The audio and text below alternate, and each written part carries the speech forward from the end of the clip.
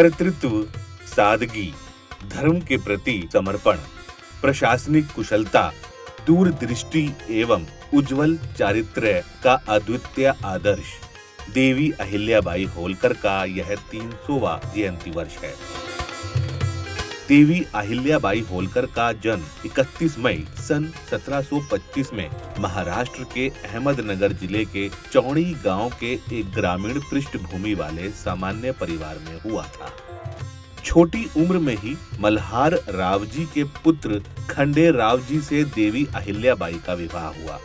उस समय जब महिलाओं को शिक्षा का अधिकार नहीं था, इसके बावजूद मल्हार रावजी और पत्नी गौतमा बाई जी ने देवी अहिल्याबाई को पढ़ाया लिखाया और एक कुशल योद्धा के रूप में शिक्षित किया।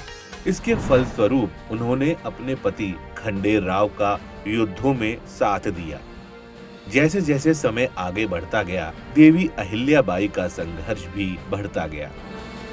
देवी अहिल्याबाई अपने ससुर, पति और अपने बेटे की मृत्यु से अत्यंत दुखी थीं। इसी का फायदा उठाकर गंगोबा तात्या ने पेशवा माधवराव के चाचा रघुनाथ राव को महेश्वर पर आक्रमण करके उनको महेश्वर जीतने में मदद के लिए बुलाया। लेकिन देवी अहिल्याबाई की कूटनीति से बिना युद्ध किए रघुनाथ राव वापस लौट गए और इसके साथ देवी अहिल्याबाई का कद और बढ़ता गया। श्री शंकर आज्ञावरुण श्री शंकर जी की आज्ञा अनुसार इस राजमुद्रा से चलने वाला देवी अहिल्याबाई होलकर का शासन हमेशा भगवान शंकर के प्रतिनिधि के रूप में ही काम करता रहा। उनका लोक कल्याणकारी शासन भूमिहीन किसानों, भीलों जैसे जनजाति समूह तथा विधवाओं के हितों की रक्षा करने वाला एक आदर्श शासन था।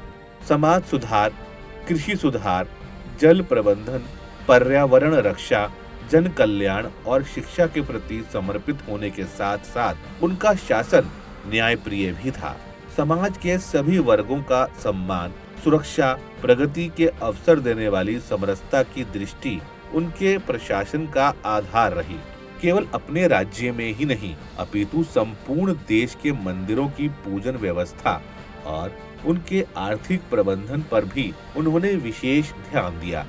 बद्रीनाथ से रामेश्वरम तक और द्वारका से लेकर पुरी तक आक्रमणकारियों द्वारा क्षतिग्रस्त मंदिरों का उन्होंने पुनर्निर्माण करवाया।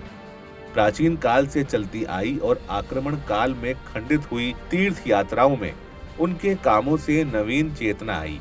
संपूर्ण भारतवर्ष में फैले हुए इन पवित्र स्थानों का विकास वास्तव में उनकी राष्ट्रीय दृष्टि का परिचायक है। एक सामान्य परिवार की बालिका से एक असाधारण शासनकर्ता तक की उनकी जीवन यात्रा आज भी हम सबके लिए प्रेरणा का महान स्रोत है।